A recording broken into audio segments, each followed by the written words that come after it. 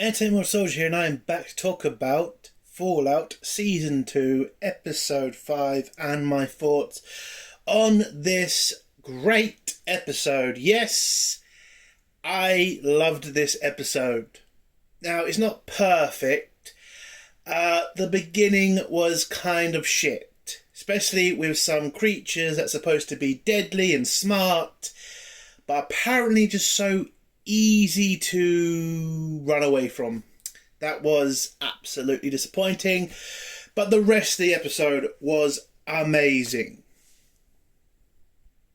Cooper Howard and the house scene was the best part of the episode. There was just so much information in that scene, so much eye-opening shit. It was just, oh my god. It's a fantastically acted scene.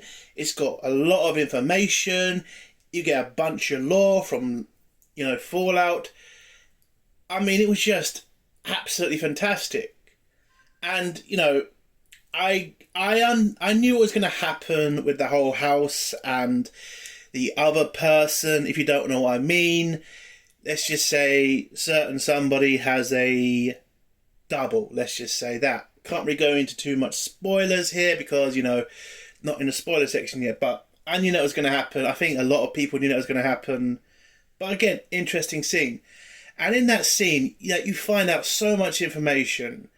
And it leaves you in this, asking, questions like, is this man insane? Or is he the smartest son of a bitch alive? Because the stuff that he's asking, the stuff that he's telling Cooper, it all makes sense, but it sounds insane, and that was just great. Back with Lucy and the Ghoul, it was okay. I enjoyed Lucy's scenes, especially the one in the shop, which was kind of funny. And also kind of tragic because you start to see Lucy kind of start to realise she is changing, but is she changing for the better? So that was a great scene. The goal, it was great. But again, that first scene with the goal and those creatures wasn't good. It wasn't good. Listen, I get someone's going to complain and say, oh, it's like what happens in the games, and maybe these creatures not as smart as because of blah, blah, blah, blah. Listen, all I know is that scene was not good. I don't need excuses. I need them to show me. Okay? That's all I've asked. And that scene was disappointing. I was expecting something big because of all the trailers, and I got something which just turned out to be nothing, which is not good. We didn't get any Brotherhood of Steel in this episode, which I kind of think's for the better, if I'm honest. That storyline has just turned into a piece of shit. So, yeah, kind of glad not to see Maximus in this episode. Sorry to all the, Brotherhood of Steel fans. It's just that storyline. It's still shit to me, okay? Make every excuse you want. Tell me about, the lore of Fallout, comedy in Fallout. Listen, it's just shit, okay? It's just shit. I'm not going to explain myself. I think I've already gone through enough of that. But I do want to mention the comedy in the show. In this episode, it was fine. Okay, I get it. There is comedy in Fallout. I am not saying there shouldn't be comedy. I am just saying when you get to the point of, the Marvel's comedy, which is fucking ridiculous and annoying, and it does take away from the story, it's just a warning. The comedy in this episode there was a little bit, but it felt like it suited the situation and was funny. When other parts of this series, it has felt over the top. Set designs were great in this episode. I love how real it looks. I love the robots you see that are realistic, not CGI, which is just fantastic. Got to give the show credit for that. Before we go on, I just got to say, the best part of this show is the flashback scenes. I know people are going to say, no, the best part of Fallout is, the apocalypse shit. I get it. You played the games, you love fighting and all that, you love that universe, I get it. For me, it's got to be how we get to the point of, how it started, how this all came about. That to me is the really interesting stuff. Because I'm interested. I want to know how this happened. I want to know who fired the first shot. And Cooper's scenes are great. I mean, I just love it. So, look, I get it, Fallout fans. I am new and I'm not trying to take over the universe. I'm a Star Trek fan. I've had my fucking franchise taken over by people who are not real Star Trek fans, but fucking morons. I get it. I get the defensiveness and I get the protection, and I'm not trying to change it. I'm just giving my thoughts. And again, didn't say the show was terrible, just said I didn't like the one episode. And this episode is a massive improvement. I mean, it was fantastic. Again, the scene between Cooper and House was just fucking amazing.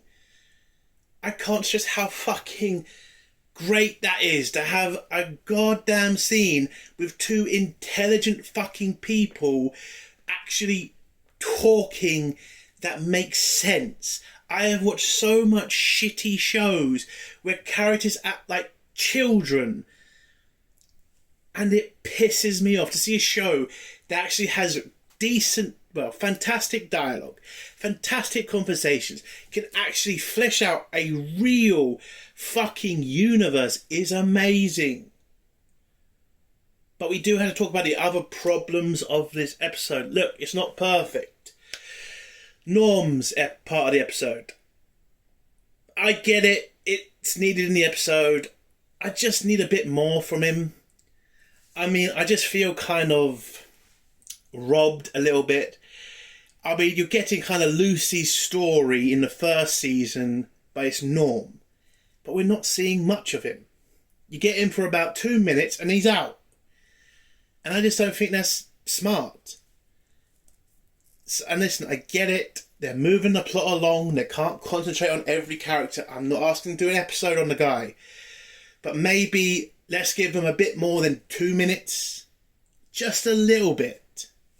And look, he had an interesting story in this episode. What happened to him at the end was interesting. Don't get me wrong. Just need a little bit more of a kid who has just come out of the fucking vault, sees the world, and I'm just not getting enough of that. Like, this guy should be amazed by everything. He should question everything. Look, they did a decent job. I'm not saying they didn't. But again, just a little bit more. So what's my overall review of this episode? Look, it's great. That one scene just saves it alone, in my opinion. And yeah, I think it's an 8 out of 10. It's an 8 out of 10. Look, it's not perfect, but it's fucking fantastic in my opinion. So let's get to spoilers now. If you don't want to hear spoilers, leave in 3, 2, 1.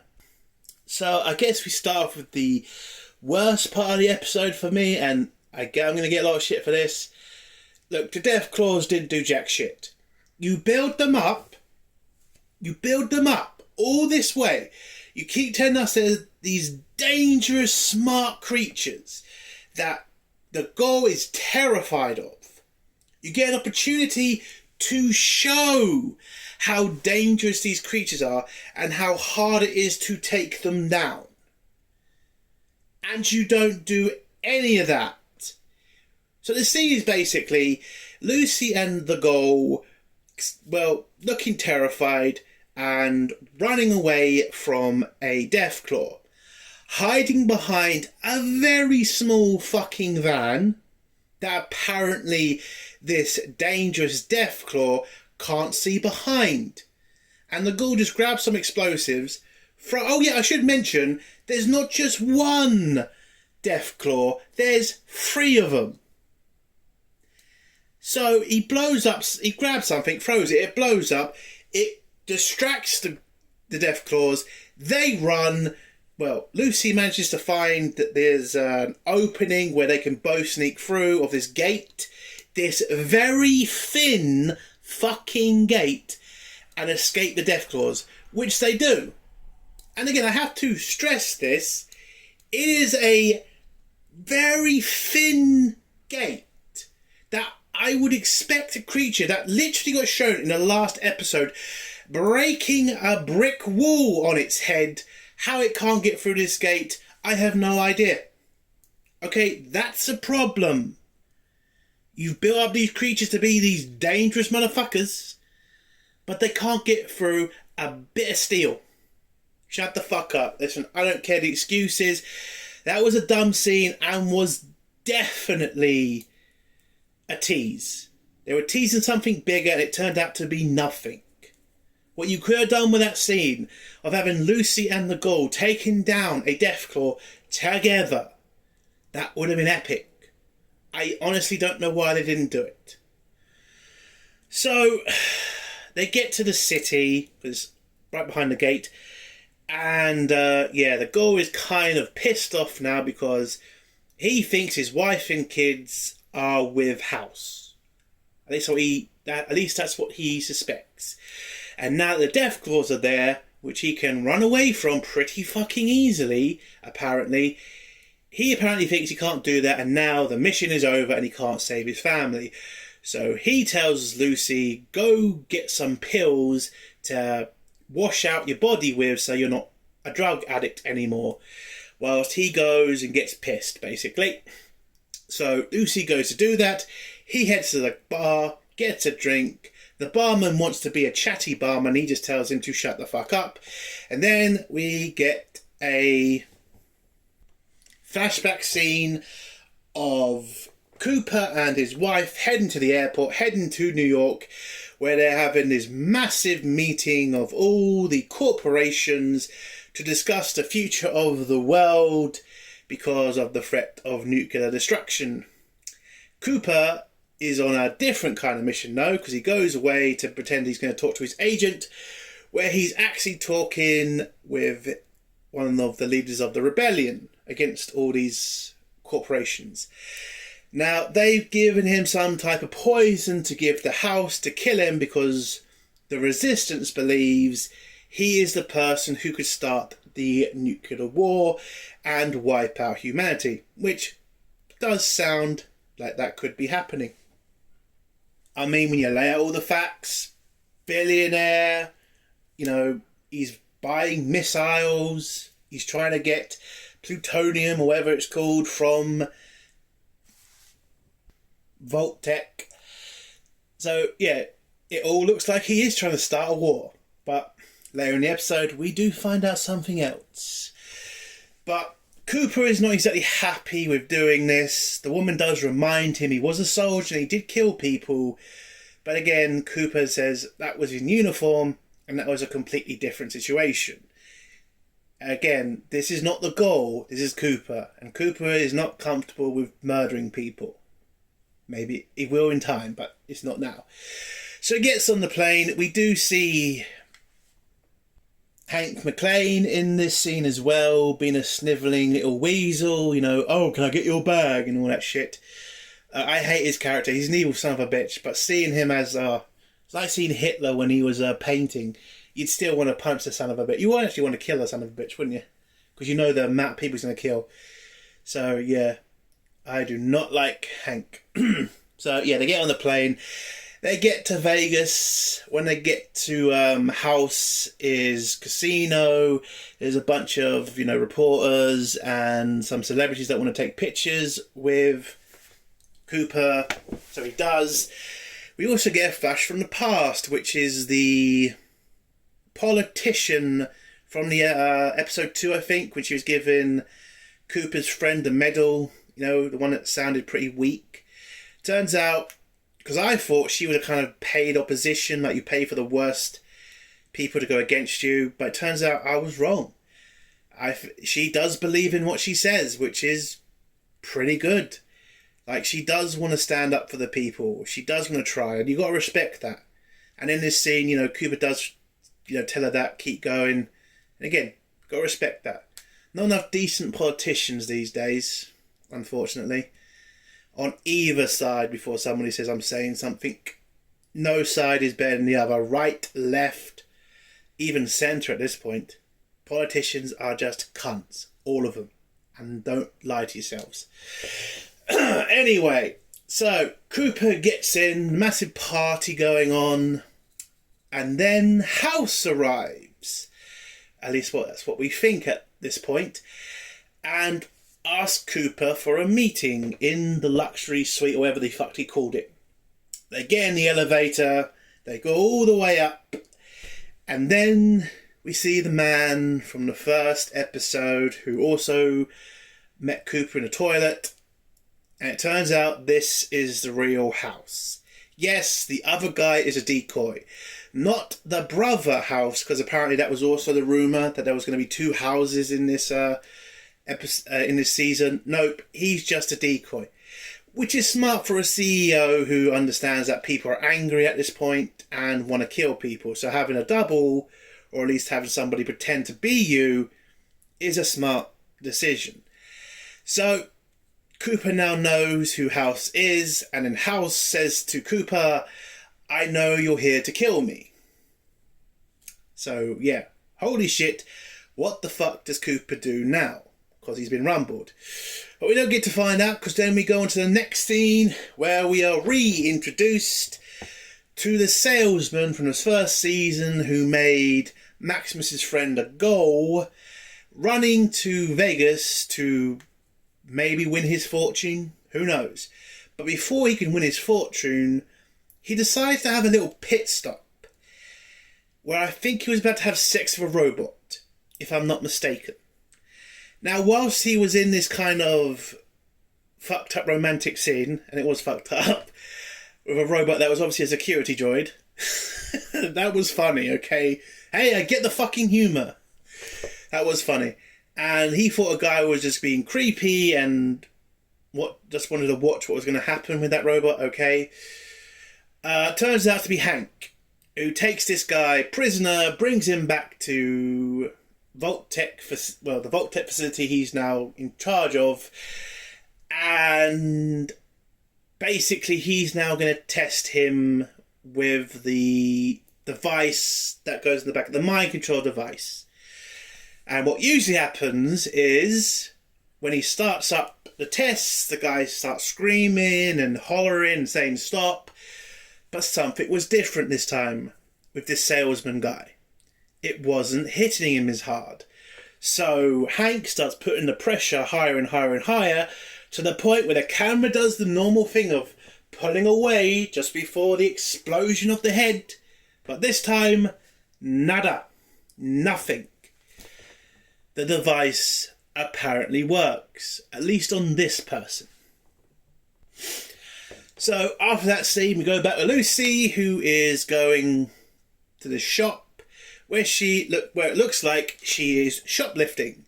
So she grabs the vial that the ghoul told her to get, which is supposed to clear out her system. She also finds this other thing on the wall that's a punch thing. I don't know what the fuck it's called. And it looks like she's going to rob them both. But then before she leaves, a person comes down from the stairs. And it looks like this person does work here until you look at the uniform and it's like, yeah, that's not fitting you, bruv. What the fuck's going on? And then Lucy sees a dead body in a barrel. And it looks like an insane person has killed the shopkeeper and has decided to live his life, apparently. And, well, I think the guy thinks that Lucy's rumbled him, so decides to grab a pistol, but Lucy grabs her gun first and shoots the guy dead. Now, this was an interesting scene, because it looks like Lucy thought she was firing a dart. Turned out, no, she fired a bullet, killing the murderer. Look, he's a murderer, I'm not sorry he's dead. But Lucy is, because now she's starting to see that she is changing. The wasteland is changing the nice Lucy into a murderer. At least that's what she thinks. Again, I think it's a fair shot. But, yeah, it's getting dangerous for her. And you can tell that she is not comfortable with it. But anyway, so she leaves the shop, takes the vial that the ghoul told her to use, and then you get a funny scene of Lucy puking her guts out. Like real puking. Oh shit. It was funny. And everybody around her just doesn't give a shit. Oh, it was funny. We go back to the Ghoul, who starts drinking again. And we go back. We get a flashback scene again, where you get the best scene in the episode, which is the full conversation between Cooper and House. So House explains he knows why Cooper is there. He knows what he's planning, but he wants to have a conversation. Doesn't want anything to happen to him. Cooper asks the double why he pretends to be him. Kind of obvious. He's getting paid probably a shitload of money to do it. And yeah, who wouldn't want that? Who really wouldn't want that? So the guy leaves. House asks Cooper to come down so they can talk face to face. Cooper refuses. And then House reveals that he knows what his wife's planning, and that it's not his, and that it is not him who's trying to start a nuclear war. Or I think he threatens a family. I don't even remember the beginning of it because I'm really focused on what Cooper and House said to each other. Sorry. So Cooper sees the threat, walks down because he mentions his wife, and then House tells him, I know what's Vault-Tec's planning. I know about the meeting. I know about everything that is pushing us towards this nuclear war, because he's a numbers guy. And he's calculated that all roads lead to nuclear obliteration. Now, Cooper doesn't really believe him because he's buying nuclear shit from Vault-Tec. He's also got missiles. Why else would you buy all of this equipment if you weren't planning to start a nuclear war? But House rebuts, I'm not trying to start one, I'm trying to survive one. I've calculated, that's what House says. House has calculated that there are a number of forces coalescing in a certain way that the end point is nuclear war. And he wants to protect Las Vegas from this outcome. But at this point, Cooper still doesn't believe him, so House decides to show him or tell him that he was also at the Battle of Alaska. Not there personally, but his technology was there. And that he bought information about that war, and that he knows about the Deathclaw that Cooper saw. And he also opens up the back room of his office that shows the technology that's apparently going to let him live forever as a computer. And he tells Cooper that he's doing all of this just to survive. Now Cooper's like, if you're not the person who's going to start this war, who is? And this is where it gets real interesting.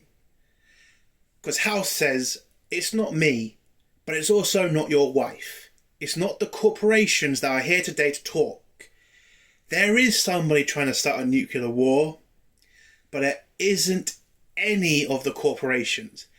Because the biggest problem with corporations is bureaucracy.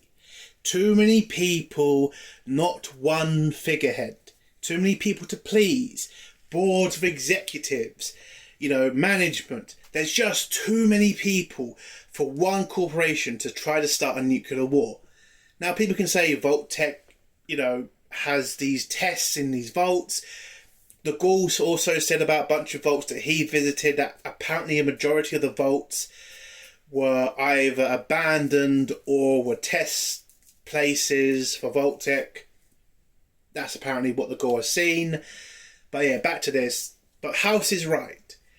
There is no way to know, but it makes sense. There's no way one corporation would start a nuclear war just on its own.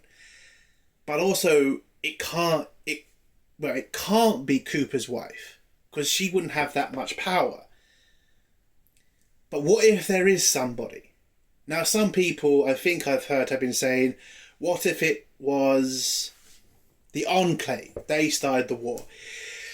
Maybe it makes sense for them, but the House has a different idea. He does believe it is one person. He believes that there's somebody in the mix who is the one responsible for the start of the nuclear apocalypse. Some opportunist, somebody in the shadows that is controlling everything, but not showing himself as the leader yet. Now, I unfortunately, and this is where I'm going to have a little bit of a problem, I unfortunately think this person is going to be Hank. He's done it before. He used the bomb to blow up the New California Republic's capital. Could he have been the one to start the whole nuclear war? I don't think so, actually.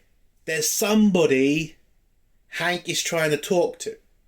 Now, I thought that was House, but now I'm starting to think it might be somebody else. Because I just don't... I mean, House doesn't seem like a guy who wants to start a nuclear war. His argument of why he wouldn't do it makes complete sense. It really does. He's only preparing for it. And by the end of the conversation, you know, Cooper leaves and doesn't exactly know what to do now because he was there to kill House, but if House is not the guy starting the war, there's no point. Now, Cooper does call House insane, but House comes back with, is it insane to plan for the end? Is it insane to match things up? I mean, if you think about it, House has been completely right. You know? I mean, he is going to be right because somebody does start a nuclear war, so he wasn't insane, was he? But yeah, so Cooper doesn't take this well because he thought killing House would probably stop whatever's going to happen from happening, or at least from his perspective. And if it's not House, who is it? Who does he need to kill? Who does he need to stop this war from happening? So he doesn't take it well. And he goes off and just drinks himself unconscious, basically. Rides a bomb for a little bit, and then his wife takes him to his room, where she starts patting him down. And Cooper, with the end scene, says, "We need to talk." And that's the end of Cooper's part of the episode. We go back to Norm and his group finding a Vault-Tec facility. Turns out a bunch of them have worked there before. And Norm, you start to see that Norm is starting to lose a little bit of control of the group. They don't seem to be listening to him as much anymore. We then bump into the old woman from the first season who Lucy tried to help with the Enclave scientist guy with the dog. The one with the glasses. I don't know if I can name. Turns out she owns this place and tells all those people to don't touch her stuff. She talks to Norm and tells Norm that his sister's dead and that they should head back to the vault where it's safe because they're vault people and the wasteland is no place for them. Norm doesn't agree. He's going to keep on his mission to find his sister and his father. I think that's his plan. Listen, I'm not too sure what Norm's plan is. I mean, he wakes up these guys, they're now on a mission to just stay with them. I don't know. But next scene, Norm then gets to a computer because the woman that he's been talking to, she started to get hit with the fact that everybody she knows is dead and it's only just hitting her. Norm comforts her, but then asks for some question like, who was your manager? What was her, what was she doing? It turns out to be Cooper's wife, who was her boss. I mean, it does bring up a question. You just join an organisation and they just tell you, hey, would you like to survive the apocalypse? And you just say yes. Listen, I get it. The bombs did drop, but your first day and you agree to that, that's kind of a bit over the top. But anyway, so they find Cooper's wife's computer. Norm, hacks into it, finds a couple of files, finds out about a virus that's supposed to upgrade humanity, PRV, I think it was called. I could have that wrong. And the woman that he's been talking to kind of figures out, yeah, you're not in charge, are you, Norm? And Norm has to reluctantly say, yeah, no, I'm just playing this by ear, I don't know what the fuck I'm doing. I'm just trying to figure out what the fuck's going on. And unfortunately for the both of them, the arsehole from the last episode who was trying to take over the group, he overhears this. He then get a fight. Well, she leaves to go get some alcohol for them to drink. And when she leaves, the guy comes out. They have a fight with each other, Norman and this guy. And the guy ends up strangling Norm unconscious. And that's the end of his episode. He's not dead. He was breathing by the end of the fight. Again, bit more time. I barely know his story because he's barely on screen. If you're going to give Norm a part, give him a bit more. About 10 minutes at least, instead of 5. Jesus. But anyway, we go back to Lucy, who meets back up with the ghoul. But it turns out the ghoul is, well, not on his own. But before that, Lucy also has a puke again. And the ghoul offers her a chair to sit on. And Lucy says, well, that's nice. Why are you being so nice? Turns out he's being nice for a reason. He's selling Lucy out to her father. So it turns out the salesman from the first season is now completely under the control of Hank. And he is now offering the ghoul a deal. Which is basically, send my daughter home or I kill your wife and daughter. Now the ghoul is in a pretty shit situation. I mean, he was planning to give Lucy over to Hank for his family. So, I mean, this is pretty much what he was planning to do. Unfortunately, it was to get his... It's not going to get his family released. It's going to get his family... well, make sure his family doesn't get killed by an insane man, basically. So he agrees. He shoots Lucy with a trank. Knocks her out. The guy... the sales guy... well, he agrees to the sales guy's proposition. Agrees to take Lucy home for his family's life. Salesman heads off to give Hank the good news, and the ghoul apologises to Lucy, but fortunately for Lucy, looks like a trank gun didn't work as well. She grabs that fist punching thing, punches the ghoul out of a window onto a post, and he just falls right into it, stabs it right into his stomach, and he gets all the way to the bottom, or at least halfway there. And Lucy says, I thought we were friends, and then collapses. And the final scene is Hank turning up and telling Lucy, you're my sugar bomb. And that's how the episode ends. This is the best episode of the season so far. I really did enjoy it. I really did. The scene between Cooper and House is the best scene of the episode. Absolutely. And I just loved how interesting it was, how much lore you got, how incredibly interesting it was. You know, House's arguments, Cooper's rebuttals, fucking fantastic. I mean, you don't get shows like this anymore. That has interesting dialogue and interesting stories and characters that can fucking act. Or should I say actors. That can fucking act. But yeah, look, this series is good. Does it have problems? Yes, it does have problems. The first scene is proof of that. But overall, strong episode, great episode, 8 out of 10. Can't wait for next week's episode. Gonna be interesting. And that's the end of my review. Like this review, give it a like. If you dislike this review, give it a dislike. And if you like my content, do think of subscribing. And if you have a comment below, leave it below and I'll try to get back to it. Entertainment Soldier. Bye.